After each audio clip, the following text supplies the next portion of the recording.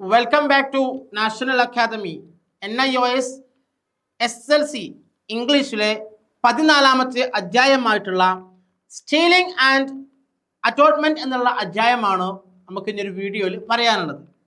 എന്താ സ്റ്റീലിംഗ് എന്ന വേർഡിൻ്റെ അർത്ഥം? സ്റ്റീലിംഗ് എന്ന് പറഞ്ഞാൽ മോഷണം അല്ലേ, മോഷ്ടിക്കുക. അറ്റോൺമെൻറ്റ് എന്ന് പറഞ്ഞാൽ ക്ഷമാപണം അല്ലേ, കുറ്റബോധം എന്നൊക്കെ പറയും. അപ്പം ഇതാണ് നമ്മളുടെ അധ്യായത്തിൽ പഠിക്കാനുള്ളത്. ഇത് നമ്മുടെ ഗാന്ധിജിയുടെ, മഹാത്മാഗാന്ധിജിയുടെ ഒരു ചൈൽഡ്ഹുഡ് ഓർമ്മകളാണ്. എൻ്റെ സത്യാന്വേഷണ കഥകൾ എന്ന് പറയുന്ന, അനുഭവങ്ങൾ എന്ന് പറയുന്ന ആ ഭാഗത്തു നിന്നും എടുത്തിട്ടുള്ള ഒരു ചെറിയൊരു ഭാഗം മാത്രമാണ് നമ്മൾ ഈ ഒരു അധ്യായത്തിൽ പഠിക്കുന്നത്.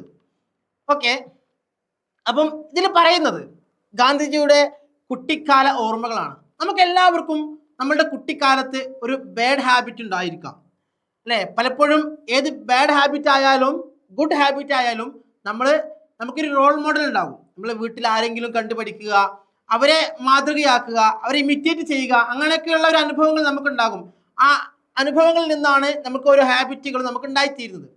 അപ്പോൾ അതുപോലെയുള്ള കാര്യങ്ങളാണ് ഈ ഒരു അധ്യായത്തിൽ പറയുന്നത്. പലപ്പോഴും പല ഹാബിറ്റുകളും വലിയ ദുരന്തങ്ങളിലേക്ക് നയിക്കാറുണ്ട്. പല കുട്ടികളും ചീത്തയാവുന്നത് മുതിർന്നവരുടെ മോശം പെരുമാറ്റം കാരണമാണ്. പലരും നന്നാവുന്നതും ഇതുപോലെയുള്ള ആളുകളുടെ ബിഹേവിയറും അങ്ങനെയുള്ള കാര്യങ്ങളൊക്കെ കൊണ്ടാണ്. ഓക്കെ, അപ്പം നമ്മുടെ ഈ അധ്യായത്തിൽ നമുക്ക് പഠിക്കാനുള്ളത് മഹാത്മാഗാന്ധിയുടെ ഓട്ടോബയോഗ്രഫി ആയിട്ടുള്ള the story of my experiments with truth എന്ന് പറയുന്ന അദ്ദേഹത്തിൻ്റെ ആത്മകഥയിൽ നിന്ന് എടുത്തിട്ടുള്ള ഒരു ചെറിയ ഭാഗം മാത്രമാണ് നമ്മളുടെ ഈ അധ്യായത്തിൽ, 14ാമത്തെ അധ്യായത്തിൽ നമുക്ക് ഡിസ്കസ് ചെയ്യാനുള്ളത്. എന്താണ് 14ാമത്തെ അധ്യായത്തിന്റെ പേര്? സ്റ്റീലിംഗ് ആൻഡ് അറ്റോൺമെന്റ് എന്ന് പറയുന്ന അധ്യായത്തിൽ. ഓക്കെ, നമ്മൾ പറഞ്ഞു സ്റ്റീലിംഗ് എന്ന് പറഞ്ഞാൽ എന്താ? മോഷണം. അറ്റോൺമെന്റ് എന്ന് പറഞ്ഞാൽ ക്ഷമാപണം, കുറ്റബോധം എന്നൊക്കെ പറയാം. ഓക്കെ, അപ്പോൾ കഥ ഇങ്ങനെയാണ്. ഗാന്ധി പങ്കുവെക്കുന്നത് അദ്ദേഹത്തിൻ്റെ കുട്ടിക്കാല അനുഭവങ്ങളാണ്. അദ്ദേഹം അനുഭവിച്ചിട്ടുള്ള ഓരോ കാര്യങ്ങളാണ് ഈ അധ്യായത്തിലൂടെ പങ്കുവെക്കുന്നത്, ഈ ഒരു കഥയിലൂടെ പങ്കുവെക്കുന്നത്. ഓക്കെ, എല്ലാ വിദ്യാർത്ഥികൾക്കും കുട്ടിക്കാലത്ത് ബാഡ് ഹാബിറ്റും ഗുഡ് ഹാബിറ്റും ഒക്കെ ഉണ്ടാവാറുണ്ട്. പലപ്പോഴും ഇങ്ങനെയുള്ള ഹാബിറ്റുകളൊക്കെ ഉണ്ടാവുന്നത് മുതിർന്നവരിൽ നിന്നാണ്, മുതിർന്നവരെ കണ്ടിട്ടാണ്. അതുപോലെ നമ്മളുടെ ഗാന്ധിജി കുട്ടിക്കാലത്ത് സിഗരറ്റ് വലിച്ചിരുന്നു. അപ്പോൾ സിഗരറ്റ് മാതൃകയാക്കുന്ന ആരിൽ നിന്നാണ്? അദ്ദേഹത്തിൻ്റെ അങ്കിളിൽ നിന്നാണ്, അമ്മാവനിൽ നിന്നാണ് അദ്ദേഹം ഇങ്ങനെയൊരു ബാഡ് ഹാബിറ്റ് ഉണ്ടാകുന്നത്. അദ്ദേഹത്തിന് മാത്രമല്ല, അദ്ദേഹത്തിൻ്റെ കൂടെയുള്ള കുട്ടികൾക്കും ഇങ്ങനൊരു ഹാബിറ്റ് ഉണ്ടായിരുന്നു. അപ്പോൾ അവരൊക്കെ മാതൃകയാക്കിയിട്ടുള്ളത് അവരുടെ ഓരോ ആളുകളുടെയാണ്. അപ്പോൾ ഗാന്ധിജി ഈ ഒരു ശീലം പഠിച്ചിട്ടുള്ളത് അദ്ദേഹത്തിൻ്റെ അങ്കിളിൽ നിന്നാണ് അദ്ദേഹം പറയുന്നുണ്ട്. അങ്ങനെ പലപ്പോഴും സിഗരറ്റ് വാങ്ങാൻ ക്യാഷ് ഇല്ലാണ്ടായപ്പോൾ അവിടെയുള്ള ജോലിക്കാരുടെ പോക്കറ്റിൽ നിന്നൊക്കെ ക്യാഷ് മോഷ്ടിച്ചിട്ടായിരുന്നു അവർ ഇങ്ങനെയുള്ള അനുഭവങ്ങൾ ഉണ്ടായിരുന്നത്.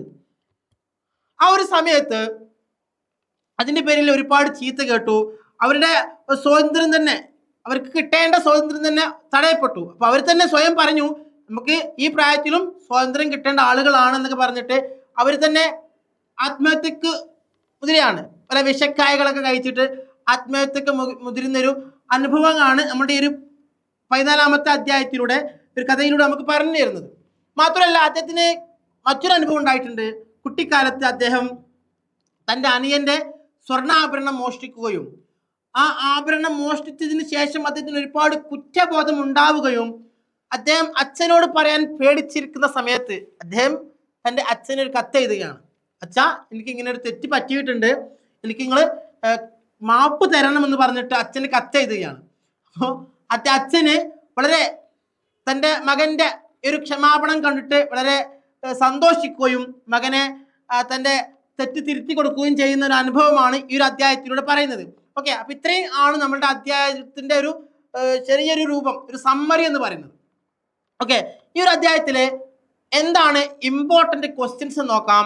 ഇമ്പോർട്ടൻ്റ് ക്വസ്റ്റ്യൻസ് പറഞ്ഞാൽ first question tick the correct answer ആണ്. ശരിയായതിന് നേരെ ശരിയിടാനാണ് പറയുന്നത്. Okay, first question, who did Gandhiji try to imitate as a child? കുട്ടിയായിരിക്കുമ്പോൾ അദ്ദേഹം ആരെയാണ് ഇമിറ്റേറ്റ് ചെയ്തിട്ടുള്ളത്? ആരെയാണ് അനുകരിച്ചിട്ടുള്ളത് എന്നതാണ് നമ്മുടെ ഫസ്റ്റ് ക്വസ്റ്റ്യൻ. അവിടെ ഓപ്ഷൻസ് ഉണ്ട്. His father, his friend, his servant, his uncle. ആരെയാണ്? അങ്കിളിനെയാണ് അദ്ദേഹം അനുകരിച്ചിട്ടുള്ളത്.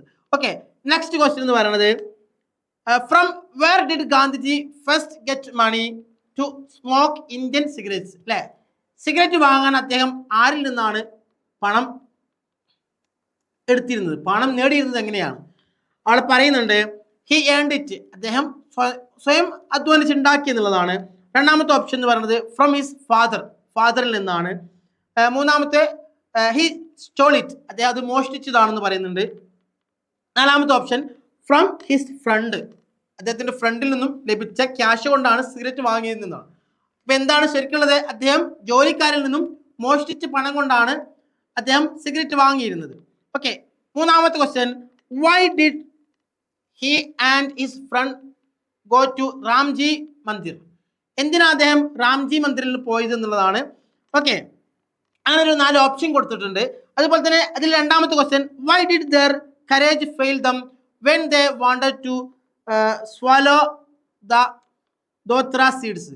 അതുപോലെ തന്നെ മൂന്നാമത്തെ question when did Gandhiji give up the idea of smoking? സ്മോക്കിങ്ങിന്റെ ഒരു ഐഡിയ എവിടെ നിന്ന് കിട്ടുന്നത്? നേരത്തെ പറഞ്ഞുവല്ലോ. അതുപോലെ തന്നെ നാലാമത്തെ question how did Gandhiji regard that habit of smoking when he grew up? Okay, അപ്പൊ ഇത്രയും ക്വസ്റ്റ്യൻസുകളാണ് ഈ ഒരു അധ്യായത്തിലൂടെ പറയുന്നത്. ഇനി കൂടുതൽ അറിയുവാനും പഠിക്കുവാനും താല്പര്യമുള്ള വിദ്യാർത്ഥികളാണ് നിങ്ങളെങ്കിൽ ഞങ്ങളുടെ നാഷണൽ അക്കാദമിയിൽ ജോയിൻ ചെയ്യുക.